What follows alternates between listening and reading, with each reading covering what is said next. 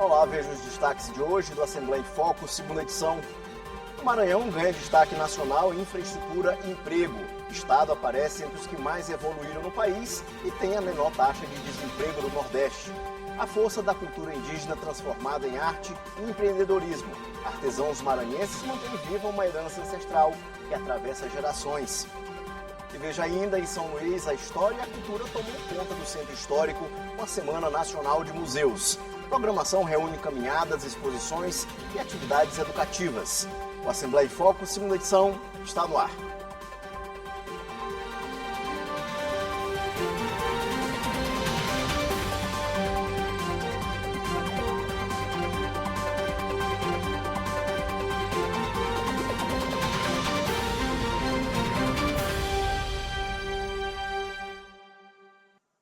Os números da economia maranhense trazem um novo cenário para o mercado de trabalho. O estado fechou o primeiro trimestre de 2026 com a menor taxa de desemprego da região Nordeste. E mais de 87 mil novos postos de trabalho foram gerados nos últimos 12 meses. Os bons ventos continuam soprando na economia do estado. O IBGE divulgou dados que colocam o Maranhão com a menor taxa de desemprego do Nordeste no primeiro trimestre de 2026. Enquanto aqui o índice foi de 6,9%, a média dos demais estados da região foi de 8,4%. E as boas notícias não param por aqui. O estado também apresentou saldo positivo na geração de empregos formais, impulsionado principalmente pelos setores de serviço e infraestrutura. São políticas públicas que fortalecem o mercado de trabalho no nosso estado e têm contribuído para esse saldo positivo de empregos formais, contribuindo com um estoque de mais de 600 mil trabalhadores com carteira assinada no nosso estado. Além disso, também nós temos programas aí de apoio de microempreendedores, na tentativa de, inclusive, formalizar mais ainda os nossos trabalhadores que estão no mercado informal. Então, são políticas públicas desenvolvidas para fortalecer o emprego, a geração de renda em nosso estado. Para além de números, a redução do desemprego gera impactos significativos na vida da população. Até porque o desemprego afeta gravemente a saúde física e mental. Ao passo que estar empregado garante mais segurança no dia a dia. Para mim é importante, né? Porque traz uma independência financeira, oportunidade de crescimento, desenvolvimento pessoal. E mais importante, né? Você paga os boletos em dias. E é super importante. O cenário nos últimos 12 meses no Maranhão é este: 2,570 milhões de trabalhadores ocupados e passamos para 2,657 milhões. O crescimento foi de 87 mil pessoas empregadas em 12 meses. Este resultado é fruto das políticas públicas do governo voltadas à qualificação profissional, inserção de jovens no mercado de trabalho e apoio ao empreendedorismo, fortalecendo a geração de emprego e a renda em todo o estado. O Maranhão está entre os estados que mais avançaram em infraestrutura no Brasil. Um levantamento do Centro de Liderança Pública aponta o estado na 4ª posição do ranking nacional de evolução entre 2023 e 2025. Estrada, saneamento, energia e mobilidade estão entre os indicadores avaliados. O Maranhão ocupa o 4º lugar entre os estados brasileiros que mais avançaram em infraestrutura, segundo o levantamento do Centro de Liderança Pública, o CLP.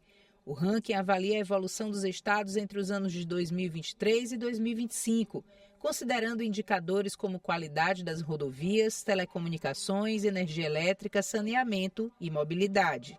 Desde que assumimos a Secretaria de Infraestrutura, é um foco muito grande do governador acerca da infraestrutura, principalmente rodoviária do Maranhão.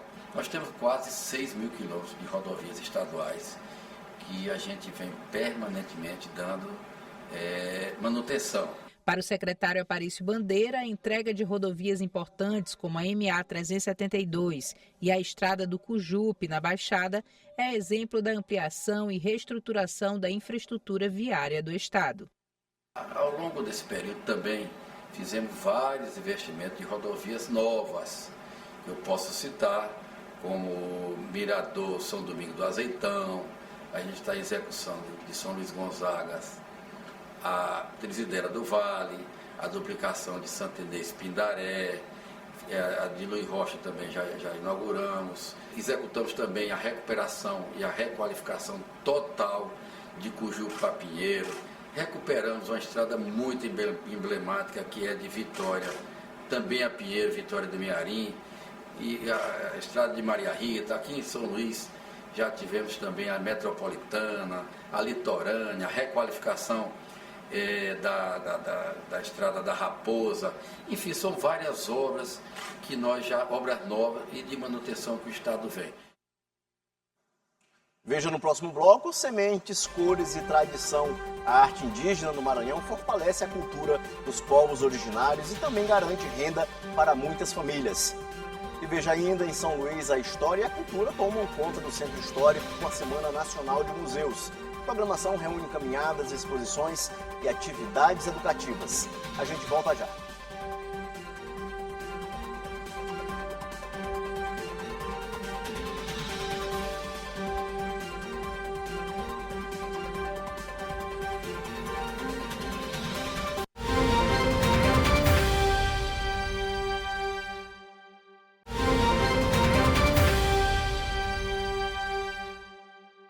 A arte indígena ganha cada vez mais espaço como expressão cultural e fonte de renda do Maranhão.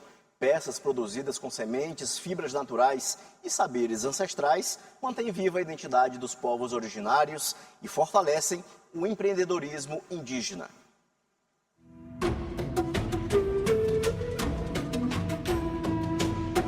Entre sementes, cores e saberes ancestrais, é no trabalho manual que Iraneide transforma a tradição em sustento. Cada peça produzida por ela carrega não apenas beleza, mas também história, identidade e resistência. Eu comecei através do meu pai, né? Porque até então, no início, assim, quando eu cresci, né? Porque na fase adulta, eu trabalhava em casa de família, aqui em São Luís. Aí, uma vez meu pai veio me visitar e ele disse assim: minha filha, isso não dá para ti, né? Isso não dá para ti, porque a gente tem nossa cultura, a gente tem o nosso dom, né? Que é de fazer artesanato, um dom que Deus nos deu. Então, assim, tu não tem precisão de estar trabalhando em casa de família, porque tu já tem o dom, né? Aí, no momento que ele falou isso para mim, eu fiquei assim, pensando, né? Aí eu disse: rapaz, sabe o que é mesmo? Aí eu peguei e fui prestando atenção no que ele fazia, nas coisas que ele fazia. Aí eu fui aprendendo. Aí então, com 18 anos eu comecei a trabalhar, desde 18 anos que eu trabalho com artesanato. A produção artesanal vai além da estética. Para muitos povos indígenas, representa uma conexão direta com a natureza e com os conhecimentos passados de geração em geração. No Maranhão, essa tradição segue viva e também se fortalece como fonte de renda para diversas famílias. Sabemos que sempre os indígenas, no início da colonização, tiveram um sistema de troca com o colonizador. Então, eles trocavam espelhos por ouro, por pena, né? Pena de animais. Depois, com o tempo, começou a ser incorporado o quê? As miçangas, que para os indígenas era algo diferente, era colorido, e aí eles começaram a produzir. E nessa produção ainda começou o sistema ainda de troca. Mas hoje a gente não troca mais, hoje a gente vende, que é uma forma de renda, é uma forma de sustentabilidade do povo e do território. Mais do que um produto, cada acessório carrega identidade cultural.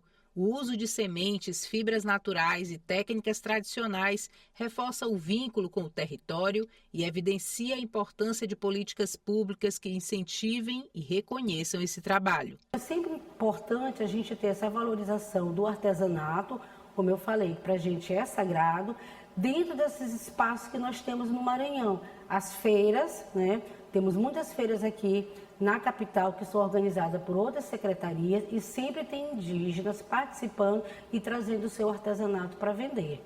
A arte indígena não é somente uma expressão cultural, é também uma forma de resistência e sobrevivência. Aqui, cada detalhe produzido carrega um significado.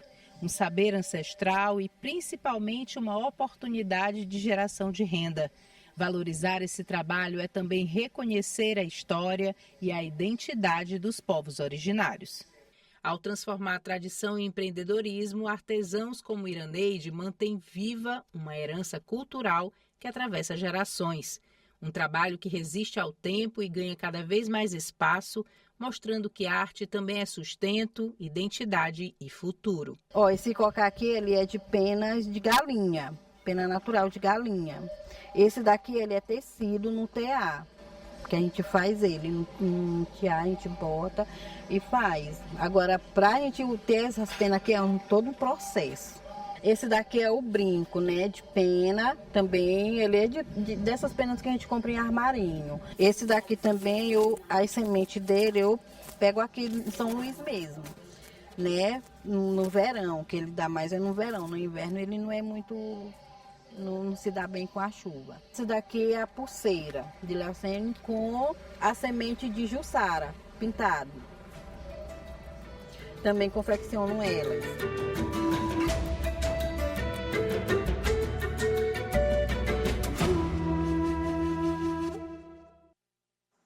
E vamos ver com a Ananda Fontinelli como fica o tempo no fim de semana. Boa noite, Ananda.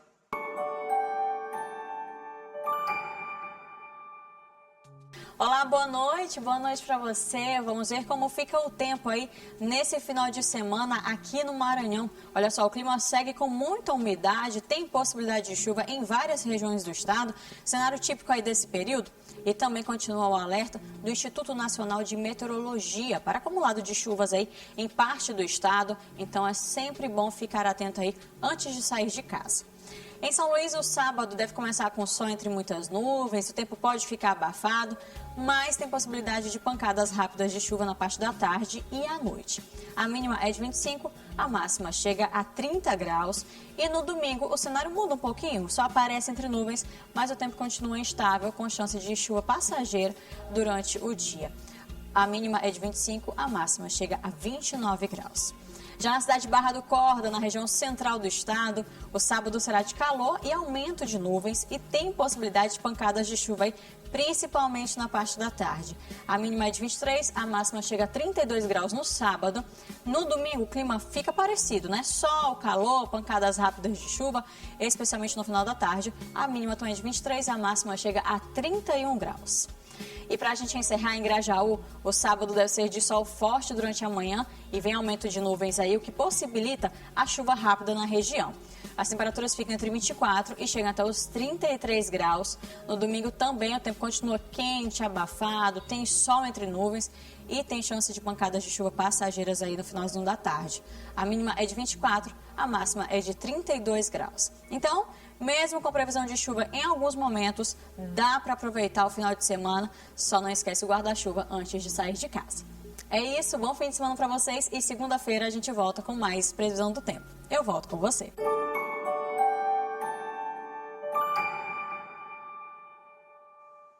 Museus, casarões históricos, ruas antigas e muita memória cultural. A Semana Nacional de Museus transforma o Centro Histórico de São Luís em um grande espaço de experiência e conhecimento.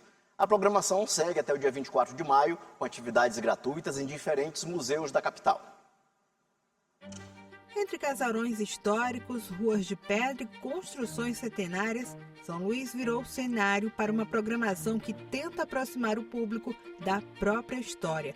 É a 24ª Semana Nacional de Museus, com atividades educativas em diferentes pontos da capital.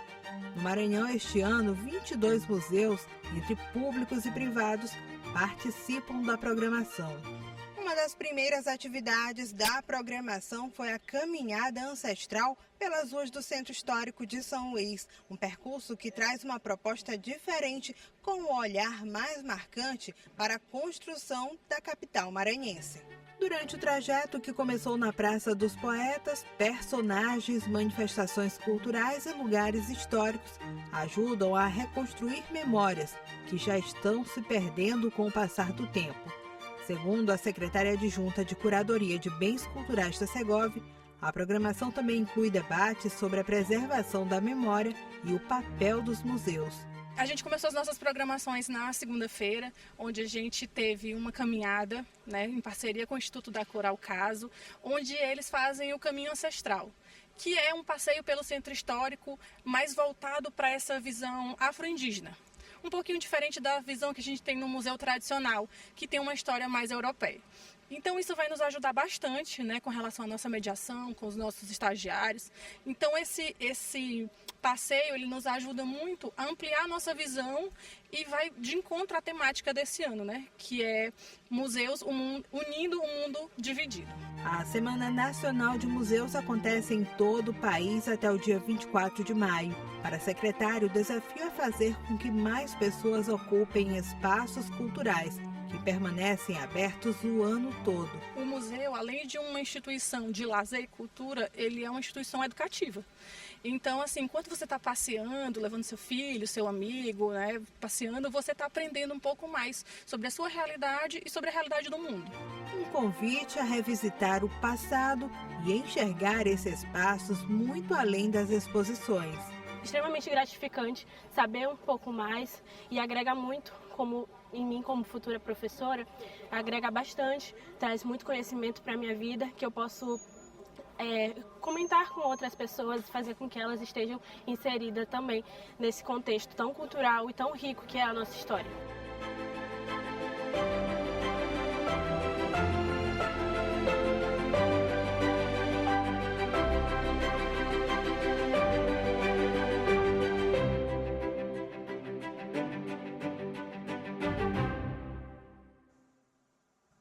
O Assembleia em Foco, segunda edição, fica por aqui. Para você, uma boa noite e bom fim de semana.